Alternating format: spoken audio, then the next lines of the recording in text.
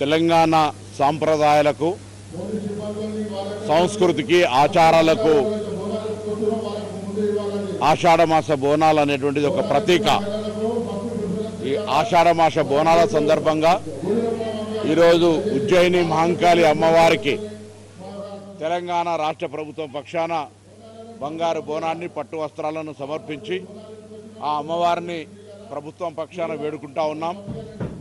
భవిష్యత్తులో సమృద్ధి వర్షాలతోటి, పాడి పంటలతోటి, ఆయురారోగ్యాలతోటి అందరూ కూడా సుఖ సంతోషంగా ఉండి ఎవరి వృత్తుల్లో వారు విజయాన్ని సాధించాలని, తెలంగాణ రాష్ట్ర అభివృద్ధికి సంబంధించి ప్రతి వ్యక్తి అభివృద్ధి ముఖ్యం కాబట్టి అందరికీ ఎటువంటి ఆటంకాలు లేకుండా ఆ అమ్మవారి కరుణ కటాక్షాలు కృప ఉండాలని అమ్మవారిని ప్రార్థిస్తూ ఉన్నాం.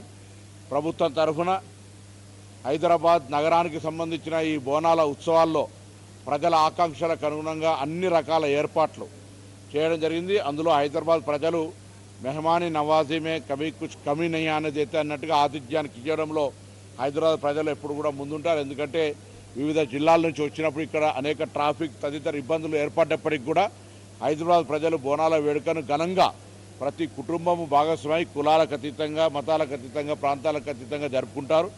ఇంకా ఇప్పుడు ఉచితంగా బస్సు ప్రయాణం ఉండడం వల్ల జిల్లాలను కూడా మహిళలు ఈ వేడుకల్లో పాల్గొనడం, లేదా ఈ హైదరాబాద్ బోనాల సందర్భంగా వారి బంధువులందరూ కూడా ఆహ్వానించుకొని విందులు ఏర్పాటు చేసుకునేటువంటి సాంప్రదాయంలో భాగంగా ఆ అమ్మవారి ఆశీర్వచనం ఉండాలని, గతంలో మనం అందరికీ కూడా తెలుసు, ఇక్కడ బల్కంపేట అయినా, గోల్కొండ అయినా, లాల్ దర్వాజా అయినా, ఉజ్జయిని అమ్మవారు అయినా ఈ ప్రాంతానికి సంబంధించి గతంలో అనేక విపత్తులు వచ్చినాడు కూడా ఆ అమ్మవార్లు ఈ ప్రాంతాన్ని ఆదుకున్నారు. ఇప్పుడు కూడా ఎలినోనో ఏదైతే వస్తూ ఉందో దాన్ని నుంచి కూడా ఈ తెలంగాణకు ఇక్కడ ఇబ్బంది రాకుండా సమృద్ధి వర్షాలు పడాలని అన్ని దేవాలయాల్లో బోనాల సందర్భంగా దేవాదాయ శాఖ తరఫున ప్రార్థనలు జరిపినాం.